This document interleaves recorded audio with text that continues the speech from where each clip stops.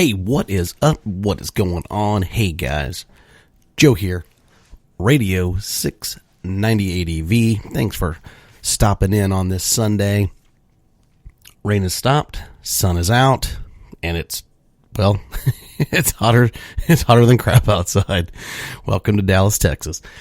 Anyway, hey, thanks for everybody that stopped in for the live giveaway. Sorry for the delay on the podcast today. Tried to catch up on a little bit of sleep. It's been a busy week and a half, and it's kind of felt like it's just been nonstop between work and videos and podcasting and all that good stuff.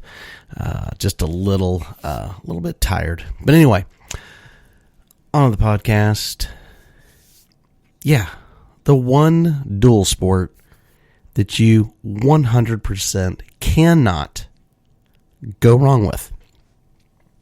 And it is probably quintessentially one of the greatest, if not the greatest, dual sport motorcycles ever made. And it is 100% proven. It's not flashy. It's not fast. It's not glamorous. It's not sexy. It's not any of those things. But what it is it is a proven, bulletproof, easy to work on, and you can get and basically do anything to this motorcycle anywhere in the world. And what motorcycle am I talking about? Yeah, the KLR650. Pretty much unchanged from its introduction in the late 80s all the way up to 2007. Then they made a few modifications to it. Didn't care for the look of it after the 2007 models, but pretty much unchanged for all of those years, almost 30 years. And what a great bike. I own two of them. I have buddies that have, almost everybody that I know has owned one of them. And they're just great bikes. They're bulletproof. And everybody that's owned one and sold it wishes that they didn't sell it, as much as I feel the exact same. I wish I would have never sold mine. The KLR650, is just one of those things. And if you're a new rider, or it doesn't even matter if you've been riding for a really, really long time, Kawasaki KLRs, they are just magnificent. They're not the cheetah. They're not, and they're not the slug either. They are just basically all around do-it dual sports. And in my opinion, the KLR650, and I own a KTM 690 and a CRF 250, and I've owned WRs, and I've owned DL 650s. I mean, and the list goes on. When I think of dual sport, man, the first picture that honestly comes into my mind is a KLR 650. And like I said, they're not gorgeous, and they're not sexy, and they don't have all the frill and all the stuff, I mean, basically what we like to say is they're pack mules. And the pack mule is still used to this day, the actual true pack mule. And there's a reason behind it, because they can haul a lot of stuff. They're not going to get you there in a hurry, but man, they're going to get you there, and it's going to happen, and they are reliable. So, KLR 650, if you're listening to this and you don't know much about the KLR 650, we're going to get into it a little bit. I'm not going to go too deep, because that's part of the fun, is you to listen to this and go do your own research. But I'm going to tell you some of the fantastic things that the KLR 650 did for me, and some of the stuff that I put it through, and how you just absolutely cannot fail or go wrong by picking one up. You can't. And I don't think you'll find a KLR guy, a true KLR guy, that is disappointed and completely dislikes the bike. I just think that the KLR 650 is just the all-around dual sport motorcycle. Well, let's get started in talking about that KLR650. The KLR650, have you ever seen it?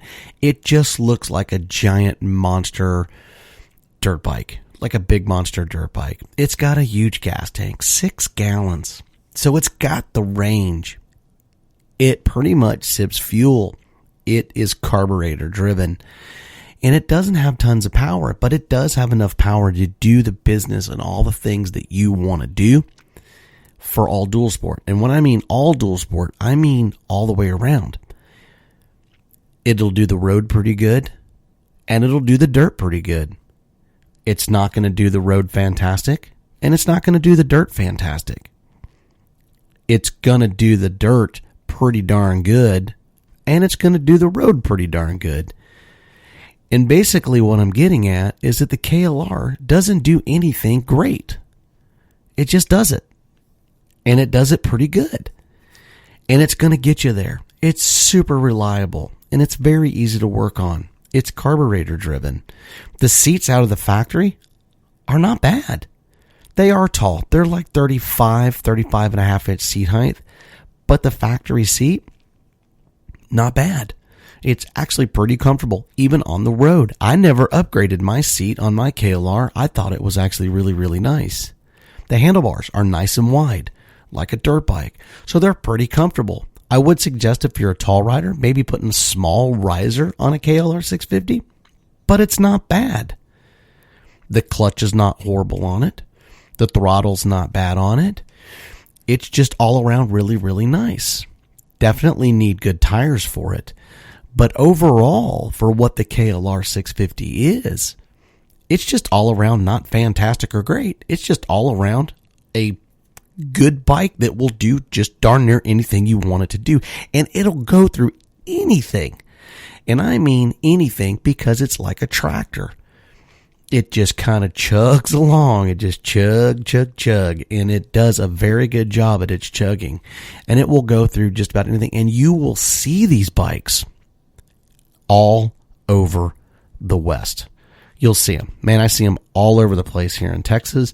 I've seen them all over Arizona, New Mexico, Colorado, Utah. Man, you pick it. I've seen it.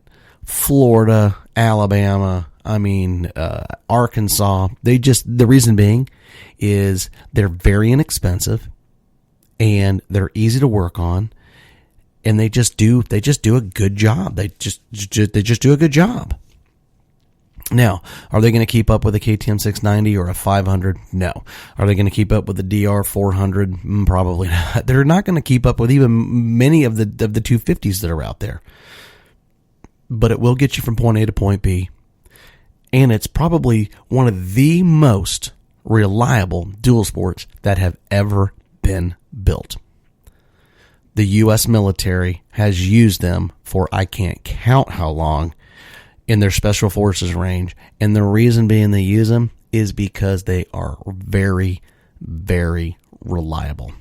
They ran gas in the beginning, converted them over to diesel, and now they drink from the same juice as all of their vehicles. But if it's good enough for the military, that should tell you something, because military vehicles, they are built to last. Now, on to the KLR650 and some of the things that I did to mine, and the cool things about them, of what you can do with them that makes them so interesting and so amazing and so awesome if you've ever thought about getting a KLR650. You can get anything for that bike. Skid plates, to covers, to racks, to panniers, to racks, to crash guards, cages. Come on. You pick it, you can get it for that bike. And if you can't get it, do like we did and make it. We made our own racks for our bikes. We made tool tubes for our KLRs. We made all sorts of stuff for our KLR 650s. And the cool thing is some of the stuff that you fabricate yourself goes right along with that bike. It looks actually pretty cool. So you really can't go wrong with that. But you can pick up tons and tons and tons of aftermarket parts, and they're not going to set you back. They're not really that expensive. And you can get all sorts of things for the KLR 650 just about anywhere. Ranging from Walmart to Psycho Gear to just wherever. eBay, my God. And parts, you gotta be kidding me. Parts, you can get them anywhere. eBay, Craigslist, man, you name it, you can get them. The KLR650, we like to make a joke about it, but we always say, you need to fix a KLR650? Find your nearest Walmart. And that's the truth, because you can basically strip down that bike and do just about anything in a Walmart parking lot. You know how I know? We've done it. It can be done. You can work on the carburetor. You can clean out the carburetor. You can adjust your jets. You can adjust your idler needle. All that stuff on the fly. It's pretty easy to do. And that's what makes it real, real nice. It's not fuel injected. It's pretty much apocalyptic, ready to go right out of the gate.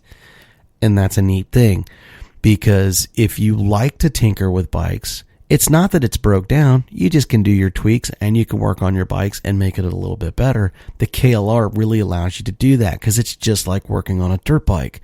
The carburetor's floating. It's right there in the middle. It's not super hard to get to. It's something that you could do on the trail. It's really nice. Now, working on a KLR 650 is actually quite easy. But what will it go through? What's its capabilities?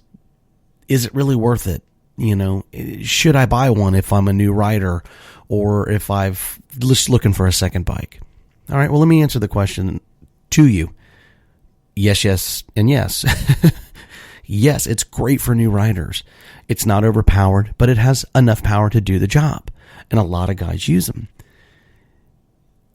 It's inexpensive. You can pick them up. I've seen them as cheap as $1,000. You can do a little work to them and turn them into fantastic, fun, amazing adventure touring bikes. They hold lots of gas, and you can get tons of aftermarket gear, and you can pack them down like a pack mule, so you can take whatever you need to take on your trip if you need to. What will it go through?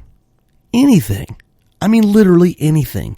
There is nothing that I've put my KTM 690 through that a KLR won't go through.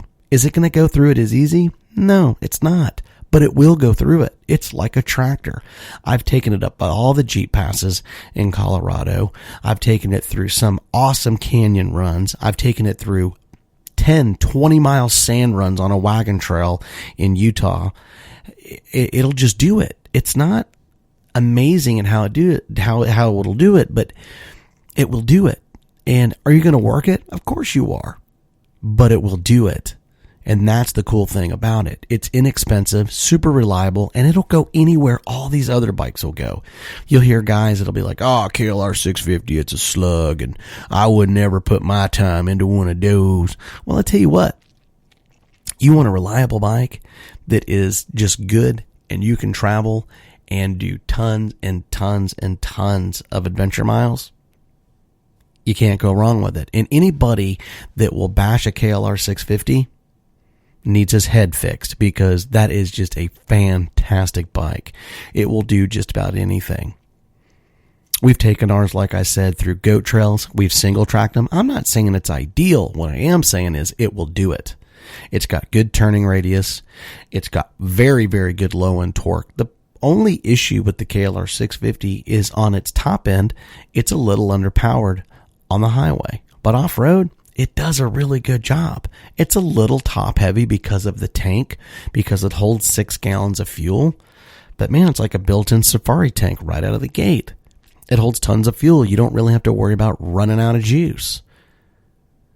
But like I said, the only complaint, the top end. You can fix that by changing sprockets, but I think the factory's pretty good right out of the gate.